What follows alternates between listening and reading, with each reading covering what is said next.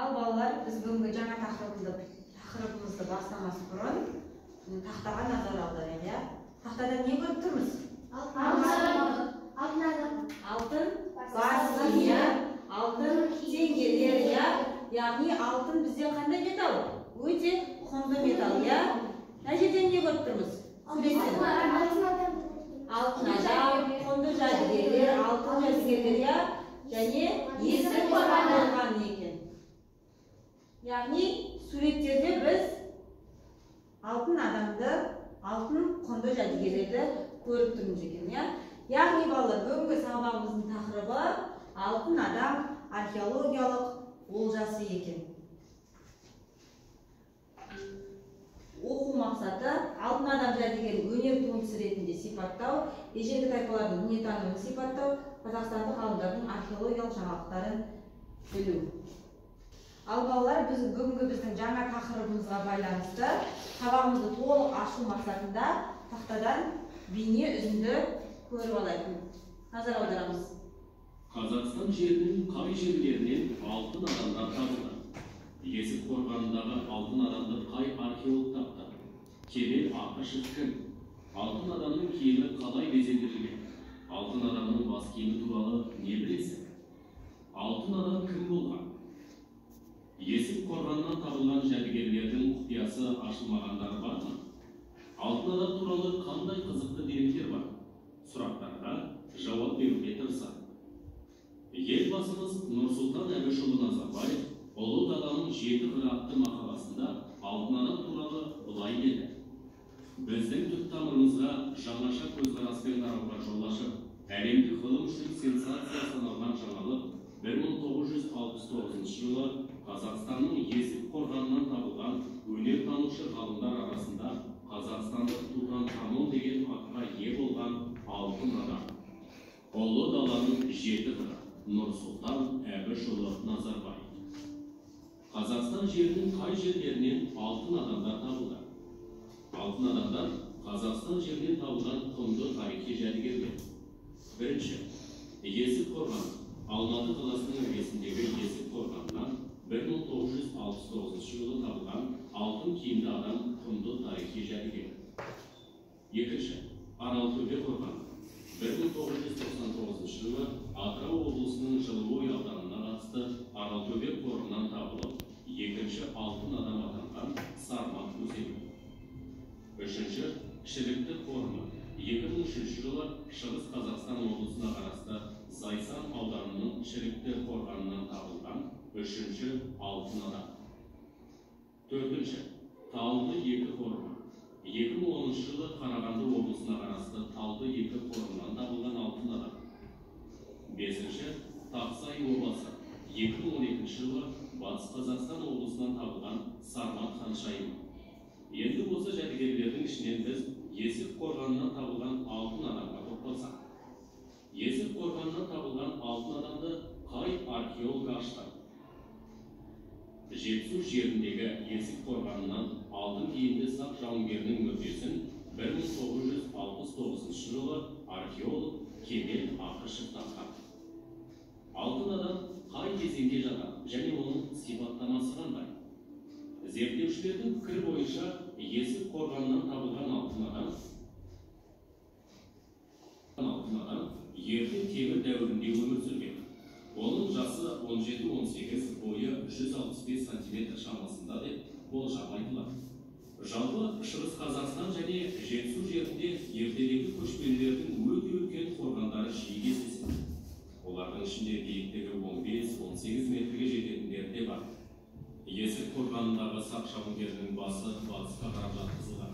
Қабірден сонымен бірге ыдыстар, зергерлік бұйымдар көп табылды. Қабірдің бетін ағаш қақпақпен жауып, темір құрсаулармен бекіткен. Балалар бейнеролик көріп алды, иә? Енді осы алған біліміміз арқылы топтық жұмыс жасаймыз. Бәріміз бірігіп, қазір мына алдарына тапсырма берді. Осыған постер қорғап жасаймыз. Осы алтын адамға қатысты әрқайсымыз бір-бір неден жазамыз.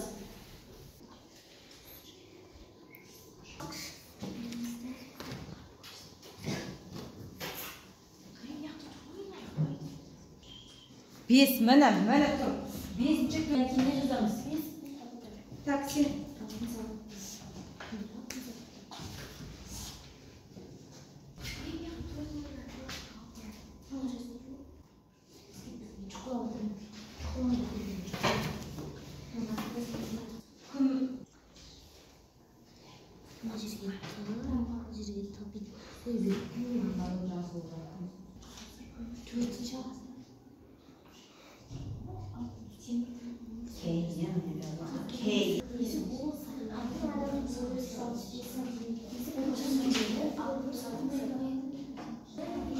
Al balalar жұмыстарымызды bitirdik орындап. Қай топ бірінші бітті? Жақсы, бірінші топ. Онда тақтаға шығып, постерімізді қорғайық. Қымыздай сымбат.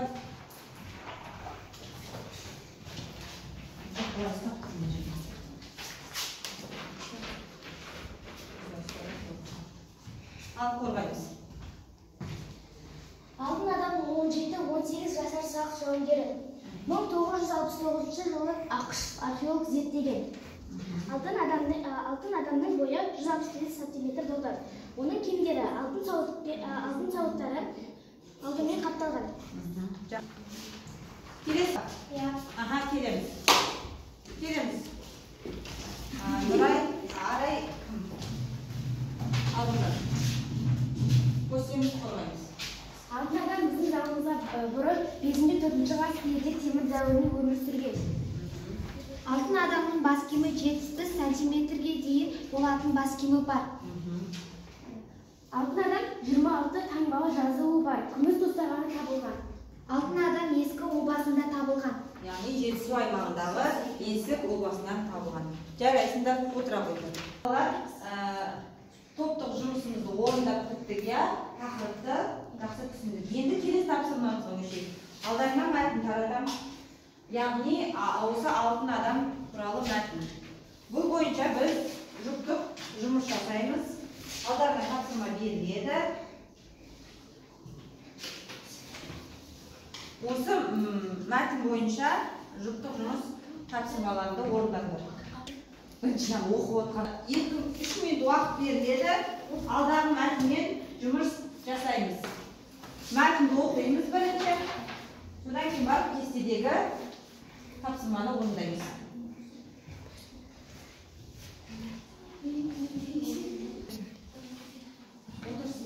Тапсырманы орындап болдық па? Яғни бірінші жұптан бастаймыз, сымбат оқи қой. Алтын адамның жанынан табылған күміс тостағанда жазулар бар. Бұл ақиқат. Ақиқат. Дұрыс па балалар? Дұрыс. Келесі. Сақ жауынгердің алтын жүзінде қарап тұрған адам басы бейнеленген. Ақиқат. Дұрыс па балалар? Ақиқат. Дұрыс. Келесі. Расул. Оқимыз. Алтын адам барына алтын салған сандықша табылды. Жалған, яғни сандықша табылған жоқ, келесі. Талшын. Қаңқасы қазір алтынды Жалған, яғни 16 қаңқас табылған. Бүгінгі тапсырмаларды өте жақсы орындадыңдар. Ал балалар, біз бүгінгі сабағымызды аяқтамай тұрып, яғни алдымыздағы бүгінгі рефлексия, кері байланыс жасайық. Яғни алтын адам туралы осы күнге дейін не білдім, яғни бүгінгі күні осы тақырыпта не білдім, және де бұдан кейін келесі сабақтарда алтын адам туралы не білгім келеді. Несін дәптер алдымыздағы неге жазайық.